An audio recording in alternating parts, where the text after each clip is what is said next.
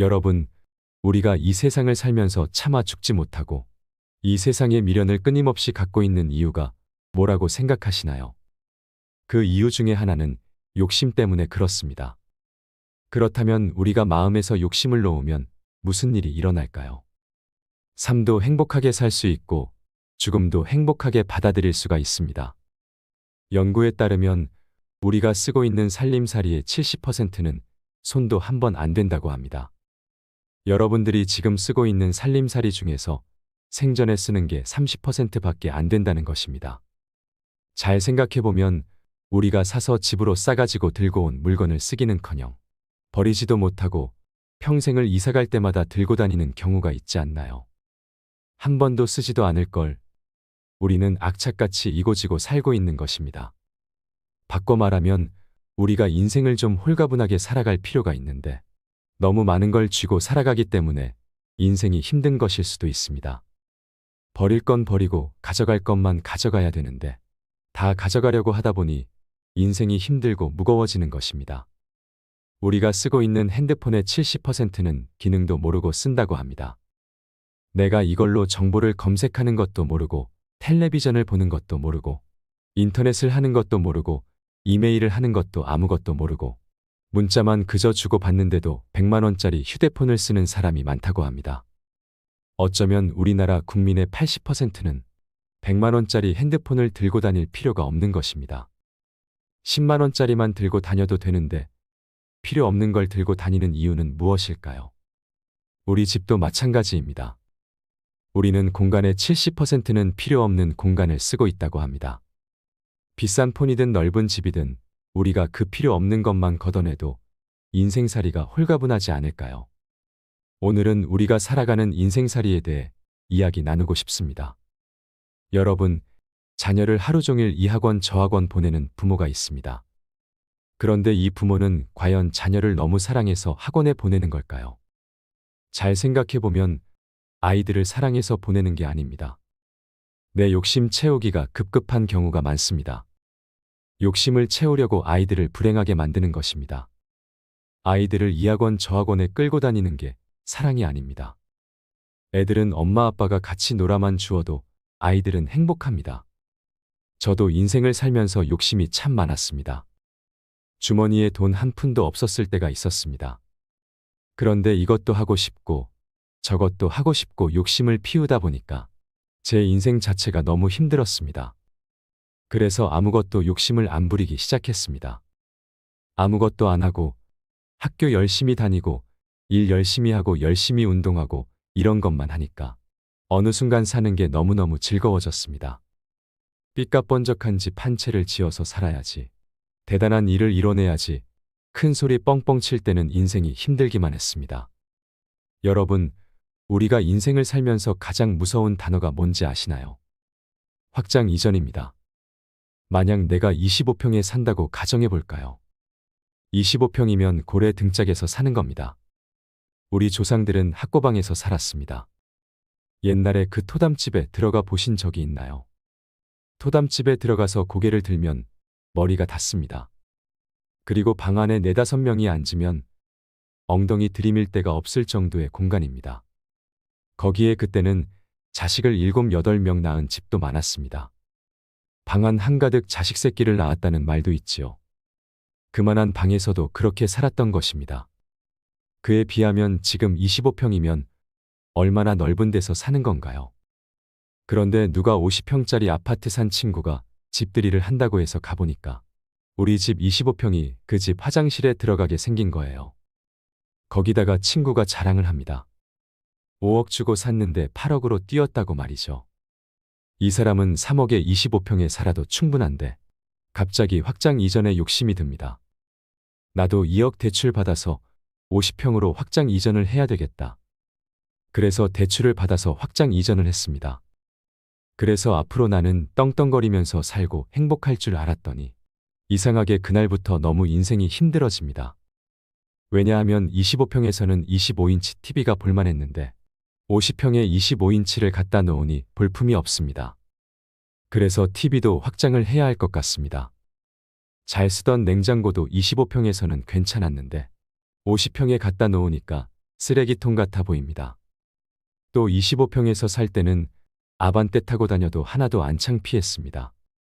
왜냐하면 그 25평에 사는 사람들은 다 K3, SM3, 소나타 이 정도인데 50평에 이사가 보니까 벤츠, BMW, 아우디가 보이는 겁니다. 그러니 도대체 아반떼를 끌고 저녁 시간에 그 동네로 퇴근하고 싶지 않아지지요. 그래서 창피해서 밤 10시에 아무도 안 볼 때 들어갑니다. 내 집인데도 크게 확장 이전을 했기 때문에 생긴 고통입니다. 또 한 가지 예를 들어드리겠습니다. 여러분, 동부건설, 동부철강을 아시나요? 과거에 얼마나 잘 나가던 회사인가요? 그런데 60개 계열사로 늘리는 바람에 도저히 회사를 유지하지 못하게 되니까 1조여 원을 분식회계를 해서 기업이 싹 날아갔습니다. 그냥 동부철강, 동부건설만 하지 욕심을 내서 확장 이전을 하는 바람에 호의호식도 못하고 한순간에 무너진 것입니다. 인생살이가 한순간에 무너지고 사기당하는 건 뭐 때문에 그런 줄 아시나요? 네, 그렇습니다. 마음 안에 욕심 때문에 그러는 것입니다. 대한민국 5천년 역사상 이렇게 잘 먹고 잘 산 적은 없었습니다. 그런데 왜 국민들은 행복하지 않은 걸까요? 나이 들어도 인생을 행복하게 살려면 기억해야 할 10가지에 대해 말씀드리겠습니다. 첫째로, 남과 비교하지 마세요. 자신의 방식대로 인생을 살되 타인의 인생을 존중하라는 말이 있습니다. 그런데 우리는 남이 잘 되는 꼴을 못 봅니다. 남 잘 되는 꼴을 보면 일단 깎아내리기 바쁩니다. 내가 하면 로맨스이고 남이 하면 스캔들이 되는 경우가 얼마나 많나요? 근데 남이야 어떻게 살든 내 멋에 살 줄 알아야 됩니다. 여러분들도 남하고 비교하지 마세요. 남하고 비교하는 순간 여러분들은 불행해집니다. 그걸 깨닫고부터는 저는 남하고 잘 비교하지 않습니다. 왜냐하면 비교한다고 해도 제가 안 되는 게 너무 많기 때문입니다. 남하고 비교하는 순간부터 행복은 날아가는 것입니다. 그래서 우리는 자기 방식대로 인생을 살아가야 합니다. 자기 방식이 없으면 어떤 일이 일어날까요? 서울대학 안 가면 패배자고, 자식이 없으면 패배자고, 강남에 못 살면 패배자고, 이런 생각을 하고 살게 되는 것입니다. 꼭 예뻐야지 훌륭하고, 잘생겨야지 훌륭한 게 아닙니다. 요즘 들어서 저는 얼굴보다는 마음이 훨씬 더 중요한 것 같습니다. 그리고 나이 50 넘으면 다 거기서 거기라고도 하지요. 50 넘으면 거기서 거기에 다 비슷비슷합니다. 그런데 마음이 얼마나 아름다우냐에 따라서 다릅니다. 그래서 자기 방식대로 살 줄 알아야 된다는 것입니다. 두 번째로, 타인에게 마음을 여세요. 여러분들 중에서 이런 생각을 하고 있는 분들 계실까요? 인생을 살아가면서 상처를 많이 받은 분들 중에서는 아무도 사랑하지 않을 거야, 나는 주지도 않고 받지도 않을 거야 하는 분들이 있습니다. 내가 인생 살아보니까 인간들 이게 쓸데가 못 돼. 인간들 믿을 게 못 돼. 나는 사랑 같은 거 안 하고 살 거야 하는 것입니다. 제가 나이를 먹으면서 사람을 만나는 게 뭘까 생각을 많이 합니다. 사람을 만나는 일이 참 즐겁고 신나기만 한다면 얼마나 좋을까 합니다. 그러기 위해서는 한 가지가 필요합니다. 타인에게 마음을 열어라입니다. 그럴 때 삶이 풍요로워지는 것입니다. 인간관계가 깊어지고 삶이 풍요로워지기 위해서는 다른 사람들에게 마음을 열고 친절하게 대해야 됩니다. 하루는 제가 모임에 나가서 밥을 먹으러 들어가면서 문을 열어줬는데 한 20명 정도가 제가 문을 열어주니까 계속 그냥 들어오더라고요. 이게 우리의 모습입니다. 서양에는 앞사람이 문을 열어주면 뒷사람이 무조건 문을 잡아줍니다. 그리고 그 뒤에 오는 사람이 또 잡아주지요. 그런데 우리는 누군가 문을 잡아주면 고맙다는 말은 제쳐두고 그냥 제 갈 길을 갑니다. 얼마나 타인에 대한 배려가 없는지 모릅니다. 다른 사람을 배려해주고 염려해주는 걸 우리는 지금 너무 잊고 사는 것은 아닐까요? 참 이기적인 지금의 대한민국의 모습이 안타까울 뿐입니다. 우리는 그동안 돈, 1등만 추구했기 때문에 그렇습니다. 이제부터라도 우리는 더 소중한 것을 위할 줄 아는 안목을 길러야 합니다. 세 번째로, 고요히 전진하세요. 우리가 인생을 살면서 한 가지의 목표를 정하면 계속해야 합니다. 뜻이 있는 곳에 길이 있다고 합니다. 내가 뜻이 남아 있음에도 중간에 포기를 하면 한이 남게 됩니다. 그러니 하고 싶은 게 있다면, 이루고 싶은 꿈이 있다면 꾸준히 정진하세요. 한 가지의 목표를 가지고 계속 고요히 전진하면 우리는 행복한 삶을 살아갈 수 있을 것입니다. 네 번째로, 건강하게 놀고 쉬세요. 우리는 놀 때 건강하게 놀아야 합니다. 노는 게 참 중요합니다. 노는 게 하나도 안 중요할 것 같나요? 노는 건 돈 있는 사람들의 사치인 것만 같나요? 아닙니다. 니마 그 강을 건너지 마오라는 영화를 보신 적이 있나요? 그 다큐멘터리에 나온 할머니 할아버지가 돈이 많던가요, 적던가요? 그분들은 돈이 많은 분들이 아닙니다. 그런데 정말 행복해 보입니다. 저는 그 할머니 할아버지가 손을 잡고 장난치면서 가시는 모습을 보면서 저게 바로 건강한 거구나 했습니다. 두 분이 얼마나 재미나게 살던가요? 우리는 놀 때와 쉴 때 건강한 놀이문화를 만들 필요가 있습니다. 취미생활이 있어야 합니다. 내가 좋아하는 것을 잘 아는 사람은 행복할 수 있습니다. 사는 게 즐거운 사람들은 건강하게 노는 법을 배운 사람들입니다. 다섯 번째로, 가족과 함께 좋은 시간을 보내세요. 인생을 살아가다 보면 나이를 먹으면 먹을수록 가족밖에 없다는 생각을 참 많이 하게 됩니다. 물론 친구도 벗도 중요하지만 가족이 참 소중한 것입니다. 그런데 우리나라는 가족을 위해서 산다고 말하지만 하루에 가족을 한 번도 안 만나는 사람들이 너무 많습니다. 집에 오면 서로 말도 안 하고 방에 들어가 버리고 따뜻하게 눈 마주쳐 본 적이 언제인지 기억도 나지 않습니다. 30부터 50까지 가족을 위해 산다면서 가족과 보내는 시간을 소중히 여기지 않습니다. 행복하고 싶다면 가족들과 서로 눈을 쳐다보고 대화를 나누고 앞으로 가족과 함께 영화를 보러 가고 함께 운동을 하러 다니고 소중한 추억을 많이 만드시길 바랍니다. 여섯 번째로, 자식한테 재산을 물려줄 생각을 하지 마세요. 여러분들이 만약에 70살에 다 살았다고 생각하고 자식들한테 재산을 물려주는 순간 여러분들은 자식도 잃어버리고 재산도 잃어버리고 내 인생도 잃어버리는 것입니다. 여러분, 70살에 자식들한테 재산을 주면 자식이 계속 찾아오고 용돈 주고 하지 않습니다. 찾아올까요? 안 찾아올까요? 용돈도 안 주고 바쁘다는 핑계로 찾아오지도 않는 경우가 참 많습니다. 그래서 10월 2일 날 노인의 날에 무슨 법이 발효가 됐냐면 불효자 방지법이 발의가 됐습니다. 불효자 방지법을 들어보셨나요? 불효자 방지법이 뭐냐면 내가 재산을 다 주고 집도 줬는데 자식이 용돈도 안 주고 찾아오지도 않으면 내가 준 재산, 내가 준 집을 다시 찾아올 수 있는 법입니다. 너 나한테 용돈도 안 주고 나 책임도 안 지니까 원래 내 재산이니까 내가 다시 갖고 올게 하는 겁니다. 그런데 70살이 넘어서 법원에 다시 준 재산을 찾아오겠다고 법원에 소송을 걸 수 있는 할머니, 할아버지들이 몇 명이나 될까요? 그냥 참고 사는 겁니다. 속은 새까맣게 타들어가는데 참고 사는 것입니다. 그러니까 70살 넘은 많은 부모들이 하소연을 합니다. 제가 자식들한테 재산도 주고 탈탈 털어 모든 것을 다 줬는데 자식들이 박사의 사업도 하고 잘 사는데 나를 찾아오지도 않는다고 말합니다. 그런 분들이 많습니다. 제가 자식을 어떻게 키워서 어떻게 성공시키고 어떻게 재산을 물려줬는데 어떻게 나한테 이럴 수가 있느냐고 그렇게 구구절절 말씀하시는 분들이 많습니다. 85살 된 어느 할머니의 이야기를 들려드리겠습니다. 70살에 아들이 그러더랍니다. 어머니, 저 이제 어머니 어차피 모셔야 되고 어머니도 이제 저하고 같이 살아야 되지 않느냐. 그러니까 나한테 5천만 원이 있고 어머니께서 3억이 있는데 그 돈을 나한테 주면 제가 아파트를 분양받아서 어머니를 잘 모시고 살겠다고.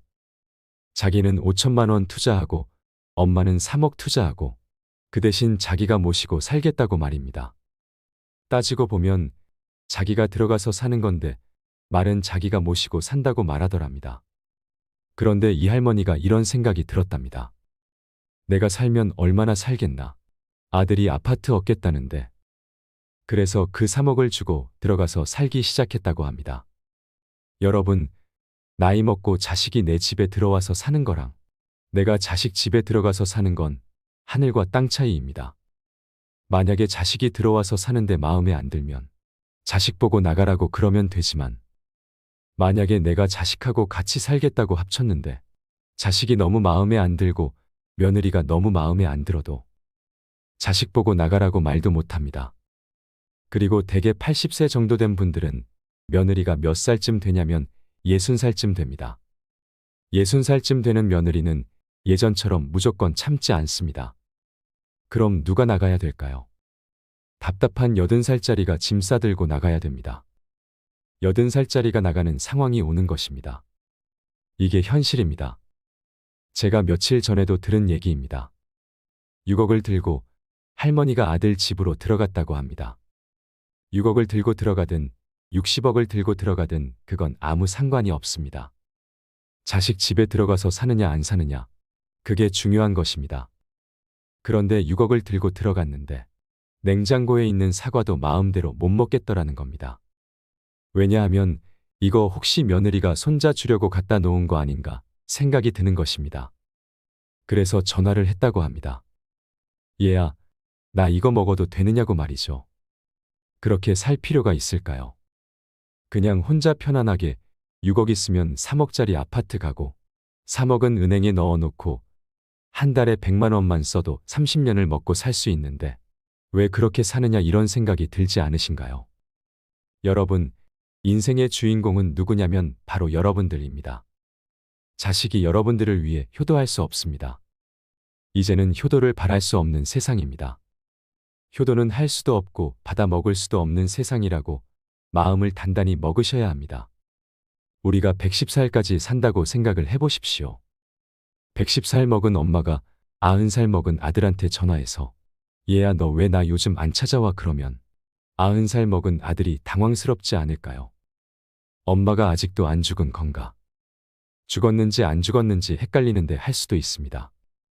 가끔씩 엄마가 전화해서 너 왜 나 안 찾아오냐 하면 90살 먹은 아들이 당황스러울까요? 안 당황스러울까요? 당황합니다. 90살 된 아들은 치매가 와서 엄마가 살았는지 죽었는지도 모릅니다. 오히려 아들이 내일 모레 하고 있을지도 모르는 상황입니다. 여러분 중에 80세, 90세가 된 어머니가 계신다면 하루에 몇 번 생각하시나요? 떨어져 살면 일주일에 한 번도 생각을 안 할 때도 많을 것입니다.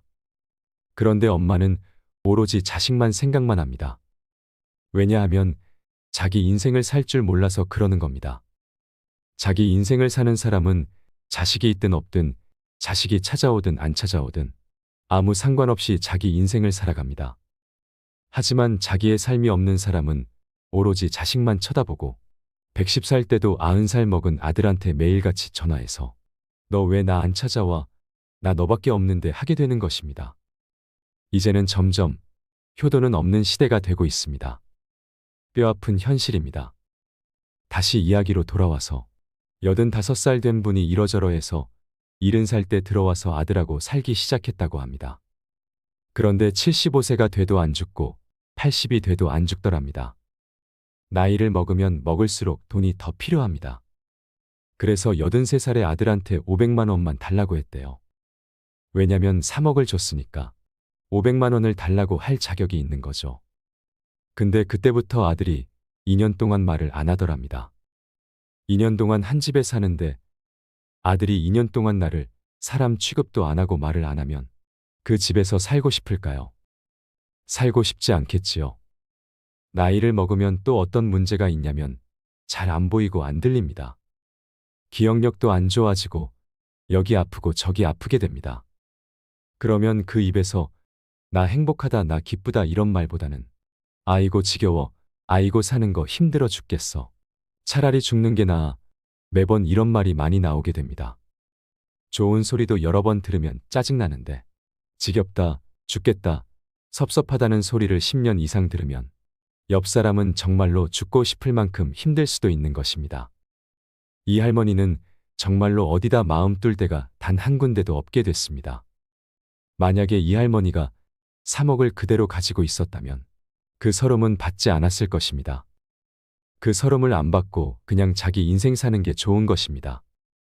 그러면 아들은 아들 인생을 사는 것이고 그럼 서로 섭섭할 것도 없고 자식과 원수될 것도 없습니다. 자식과 왜 원수가 되는 줄 아시나요? 줄 거 다 주고 원수가 됩니다. 그러니까 자식한테 돈을 주는 게 아닙니다. 7번째로, 부정적인 생각에서 벗어나세요. 다른 사람을 험담하는 것은 자존감이 낮다는 것입니다. 다른 사람을 험담하는 사람 중에 인격이 훌륭한 사람을 본 적이 없습니다. 그러니까 남을 칭찬하는 사람이 인격이 올라가는 것입니다. 여러분, 강물이 바다로 흘러가지요. 바다로 흘러가면 겸손한 사람이 아래로 내려가는 것입니다. 그런데 바다로 내려가면 바닷물이 참 넓습니다. 겸손한 사람이 마음이 넓은 것입니다. 겸손한 사람이 마음이 바다 같은 겁니다. 그래서 작은 가슴으로, 미운 마음으로 이 사람도 욕하고 저 사람도 욕하고 입만 열면 남 욕하는 사람은 마음에 기쁨이 없는 사람입니다. 여러 사람을 만나서 이야기를 듣다 보면 누구는 어떻고 누구는 어떻고 하는 말이 참 많이 들립니다. 그럴 때 저는 저 가슴 깊숙한 곳에 그 안에 다 묻습니다. 그리고 내가 할 수 있는 한 좋은 말을 하려고 노력을 합니다. 그러고 보니 남 욕을 안 하면서부터는 마음이 더 편안해진 것 같습니다. 남을 험담하는 건 결코 잘난 일이 아니라는 것을 기억하셨으면 좋겠습니다. 8번째로, 나이 들수록 좋은 습관을 만들어야 합니다. 70세는 노화의 갈림길이라고 합니다. 70대에게 가장 중요한 것은 신체 기능도 뇌 기능도 최대한 그대로 유지하는 것입니다. 노화를 늦추는 방법을 알아야 합니다. 그러기 위해서는 현재 갖고 있는 신체의 모든 기능을 계속 사용해야 합니다. 70대의 남은 기능을 의도적으로 계속 사용하면 80대, 90대에 이르러서도 간병인을 부르는 시기를 늦출 수 있습니다. 하나의 예로 햇볕을 쬐는 습관이 사람을 젊게 만듭니다. 적당한 일광욕을 하는 습관도 의욕 저하를 방지하는 데에는 아주 효과적입니다. 사람의 의욕과 밀접한 관계가 있는 뇌속물질 세로토닌은 빛을 받으면 다량 생성되기 때문입니다. 뭔가 고민이 있어서 방 안에 틀어박혀서 생각에 잠겨 있으면 기분도 가라앉습니다. 하지만 밖에 나와 햇볕을 받으면 기분이 가벼워지고 밝은 기분을 되찾을 수 있습니다. 이 또한 뇌 속에서 세로토닌이 작용을 하고 있기 때문입니다. 단, 일광욕이 부족하다고 해도 굳이 뭔가를 할 필요는 없습니다. 고령자는 자외선에 의한 기미가 남기 쉽기 때문에 일부러 의자에 앉아 선탠을 할 필요는 없습니다. 귀찮아도 무조건 움직이세요. 하루 한 번은 방 밖으로 나가 햇볕을 받으세요. 노후에는 무리해서 운동하면 안 됩니다. 가장 손쉬운 방법은 산책입니다. 일 없이 산책하는 것이 싫은 사람은 마트에 가서 쇼핑하는 것도 하나의 방법입니다. 어쨌든 하루 종일 방 안에 있는 것만은 피하고 낮에 밝은 빛을 받는 습관을 들이세요. 이것만으로도 고령자가 의욕감퇴를 막는 매우 효과적인 방법입니다. 또한 햇볕을 받아 만들어진 세로토닌은 밤에 뇌 속에서 멜라토닌이라는 호르몬을 생성합니다. 이 멜라토닌은 수면 호르몬이라고도 불리며 수면과 깊은 관련이 있습니다.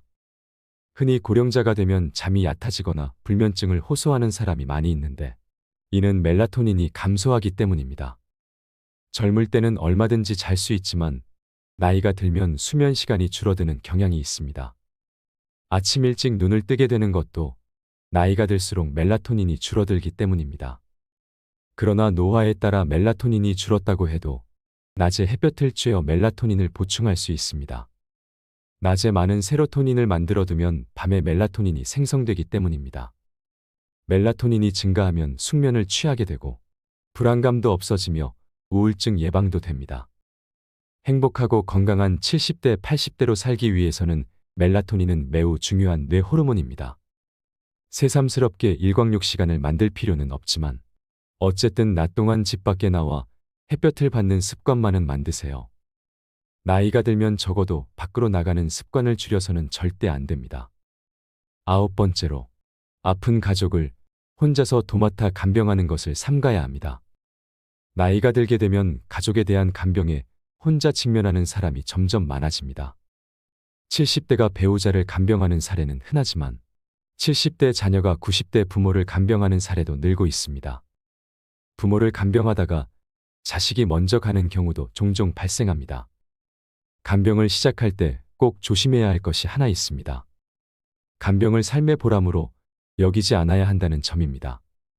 70대가 되어 퇴직하면 다른 일이나 특별한 취미도 없는 사람의 경우 간병을 은퇴 이후 삶의 보람으로 여기는 사람이 있습니다. 시간이야 어쨌든 자유롭기 때문에 열심히 간호에 임할 수 있습니다. 그러면 자신은 상대에게 도움이 되고 있다는 만족감을 얻을 수 있습니다. 또한 간병을 받는 사람으로부터 신뢰도 얻을 수 있기에 한층 간병에 빠져들어가게 됩니다. 그러나 이 같은 간병에 관여하는 방식은 자신의 만년을 망쳐버릴 가능성이 높습니다.